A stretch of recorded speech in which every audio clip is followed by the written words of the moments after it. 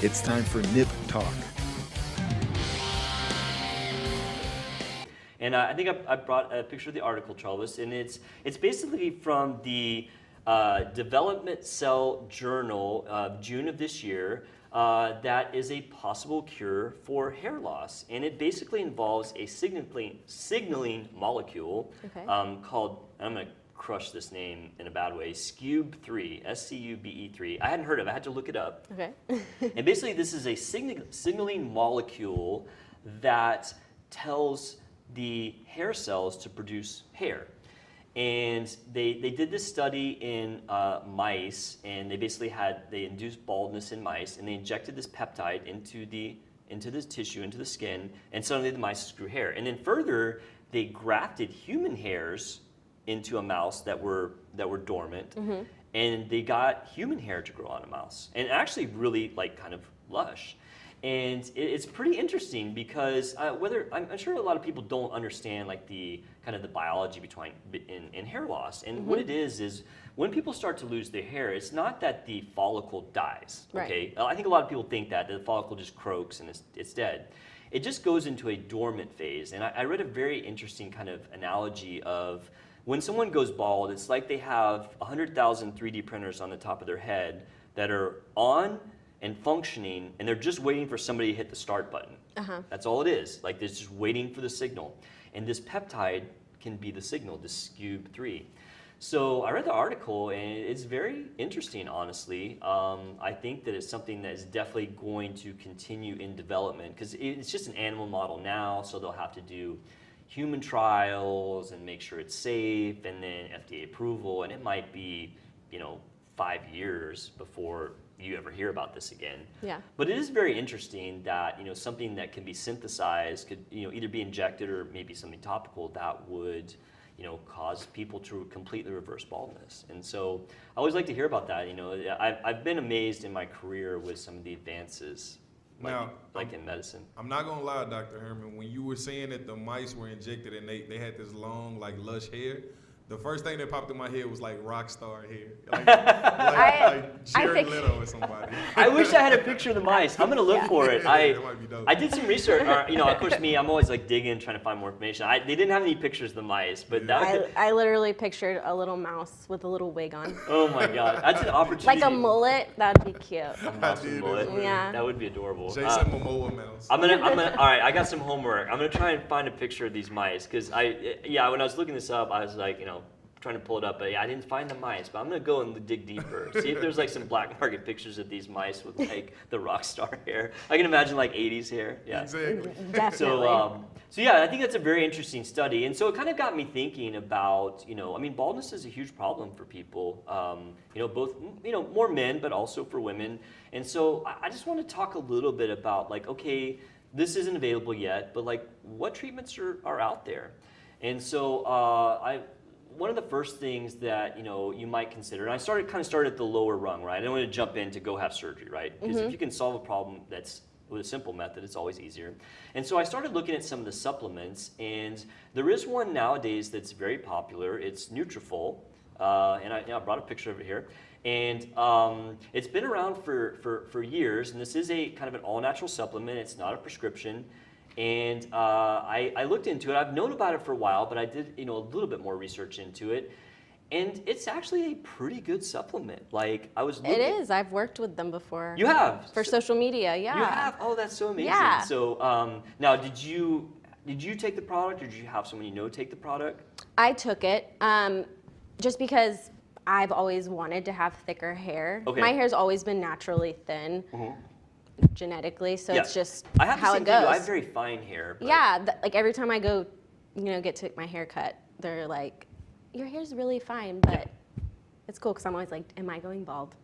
I know, right? Oh, yeah, I know. That's the fear of Am all I young losing men, hair? right? Yeah. Getting you older. You're counting them in the drain in the shower. Yeah. Wait, is that too many? Yeah. So okay, so you took it for a while. Did you notice difference? I did. I like to play around with different supplements. I think I told you a while back that I take collagen too. Right, okay. I just like pour it in my coffee, and that's good for. It's supposed to be good for your hair and nails and stuff like that. Right. It's one of the building blocks. Yeah. Right. So I play around with stuff like that, but I'm really bad at being consistent. Okay. So Yeah. I did read about the Nutrafol. You do have to be consistent Yes. with it. So, but you say you have a positive experience. Yes. Okay. Well, I want to just kind of briefly talk about it because it is very popular. It has a few ingredients, and they're all natural. And basically what they do, and I'm not going to go through this extensive list, but what it does is it helps cut down those hormones that cause these hair follicles to become go to deactivated. sleep, Yeah, yeah. to go to sleep, right? Yeah. It's DHT is the main one that causes these hair follicles to kind of go to sleep. And so it has like these all natural ingredients that help to bring that down. Also, it helps regulate your cortisol, which is your stress hormone. You know, stress causes your hair to start to lose hair. So it has an ingredient for that. It also has lots of nutrients both for the hair follicles themselves and the scalp, which promotes a healthy environment for hair to grow. And lastly, it has antioxidants and anti-inflammatories, which can also cause hair loss. So it has a lot of products in it that you would think would help your hair be stronger, fuller. For me, I'm always about show me the research, right? I mean, I know it's your first show with me, but like in all the past episodes when we talk about stuff, it's like, okay, what does the research show? And there actually is a study out there that looks at Nutrafol. It's from the Journal of Drugs and Dermatology from 2018. And in fact, I know one of the doctors, Sophie, I think Keegan or Kogan, sorry, Sophie, if I butchered your last name, that's one of the authors of the paper. And it was a randomized trial, which means it's a good trial. There's different levels of how good a research is. And it did show that there was significant improvement in hair growth with a continued use of the product. And so it does have the research to back it up. So for supplements, I do think it's a good thing. It has a little bit of a cost to it. I think that if anything, that might be the downside. But I think that you can get it cheaper nowadays. I didn't do a whole lot of digging, how much it costs. But I mean, all those supplements cost money. It's not like any of them are cheap. So it's in the ballpark of all of them. And just on a side note, I do know the CEO, Roland Peralta, and Sophie and Giorgio's. I actually met them in Vegas one time, and this is like when they were kind of a young company, and they're really great people. Like just on a side note, because that doesn't really talk about the product, but it's a good product and they're good people. So yeah. So I want to move on to some of the more prescription drugs because that would be more of a supplement. And I'm sure, Travis, have you ever heard of the two big ones for hair loss? I hate to put you on the spot. If you don't know, I'm sorry. I have not. You haven't? Okay, all right. I think maybe Rogaine. Yeah, it's it. You got it, buddy. Yeah, Rogaine is nailed it. Right. I don't know the other one. So there's two big prescription drugs out there. Rogaine's the proper name. The trade name. Well, no, it's a trade name. The generic name is minoxidil. Okay. Okay. So minoxidil is kind of an interesting product because it was created for something else, and it was found that it actually caused hair to grow. And the mechanism of action is a little unknown, which is interesting. It's kind of one of those products that causes this side effects, and we're not 100% sure why it is.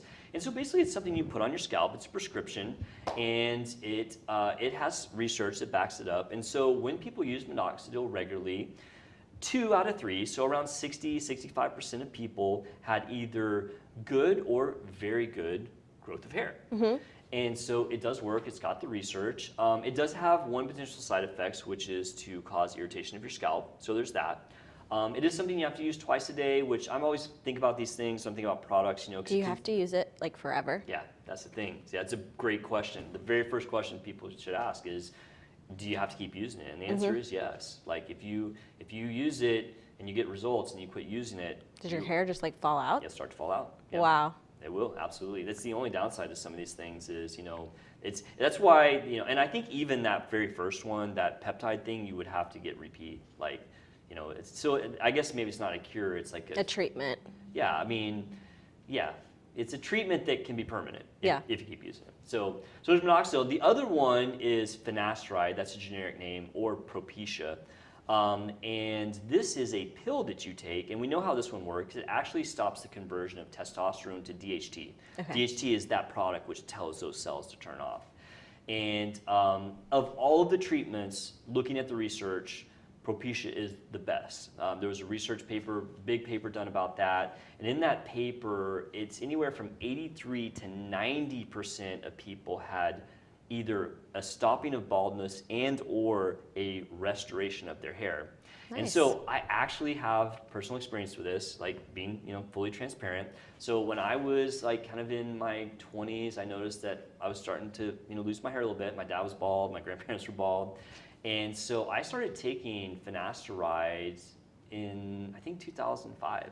And so, Travis, I have a picture. I dug up some pictures. So the top picture there is me in around 2005, and you can see that like my hairline's not great, Yeah.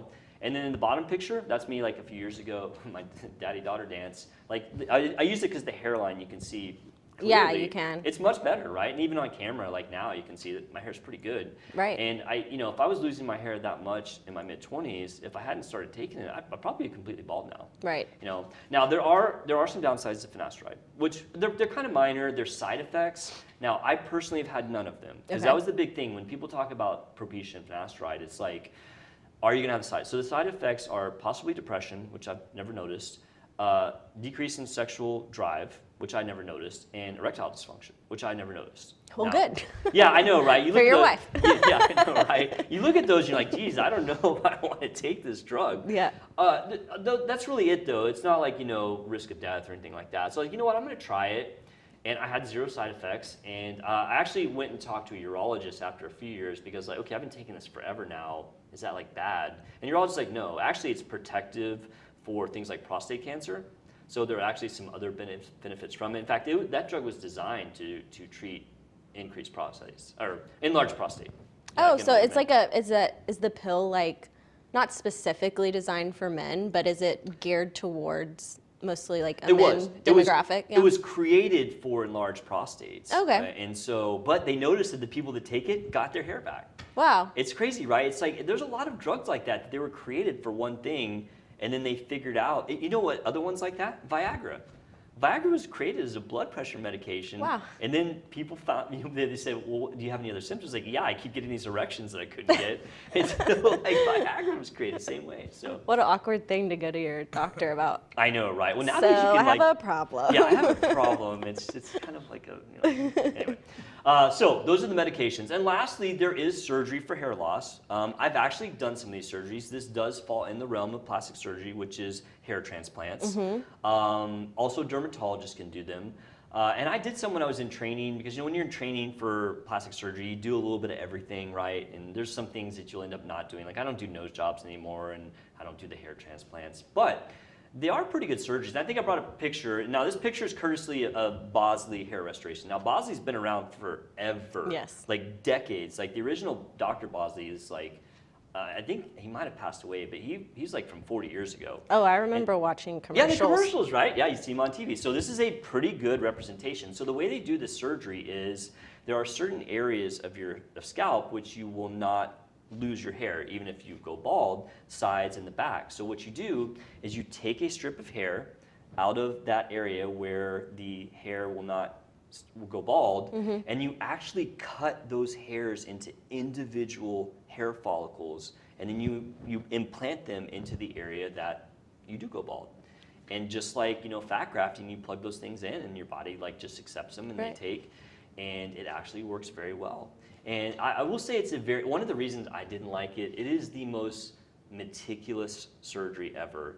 And so there's so that's funny with plastic surgery. A lot of surgeries you consider artistic, and some are more meticulous. I'm much more leaning towards the artistic stuff. Yeah. So like just kind of the monotony of slicing up hairs and injecting them, I was like, Sounds very tedious. very tedious. Like the other thing is like microsurgery, which is part of plastic surgery. I never really liked because it was just so tedious. I'm more like, I want to make something beautiful, you know? So I don't do the hair transplants anymore, or never did them really outside of training, but they do work pretty well. So Nice. anyway, so that's a nice kind of recap. Baldness is a big problem for people, and as somebody who was starting to like go through it, like it's psychologically harmful. Definitely. Right? And I don't think a lot of people know that there are some great treatments out there. Whether you want to do the supplement route like Nutrafol, or you want to do like some of the prescription drugs, or if you want to go the route of surgery, I would tell people that want to get it treated that it's best to start early. Like if I'd gone completely bald and then I started doing these things, I probably wouldn't have. Yeah, prevention is key. Yeah, with it was anything. an ounce of prevention is worth a pound of cure. Yeah, right? One thing, Dr. Herman, so it's funny that we are having this conversation. Last week, I went to the barber shop, right? Okay. And my barber was telling me that another client was using Rogaine on his face. So, like... On his face? For his beard. He was saying basically... His beard? Yes. Oh, my God. What he does is he takes like a roller. I guess there's a roller with like these little pins in them. Okay. He takes the roller and then he rolls his face and then he puts the Rogaine on his face and it helps his beard, I guess, grow. I'm not sure if there's any scientific support for that, but that's another like use for, I guess, the Rogaine. Wow, that's very interesting. Maybe, I don't know. Yeah, he DIY'd that. I'm gonna have to look into that. I haven't heard of people Absolutely. using it like on their face, but. Yeah.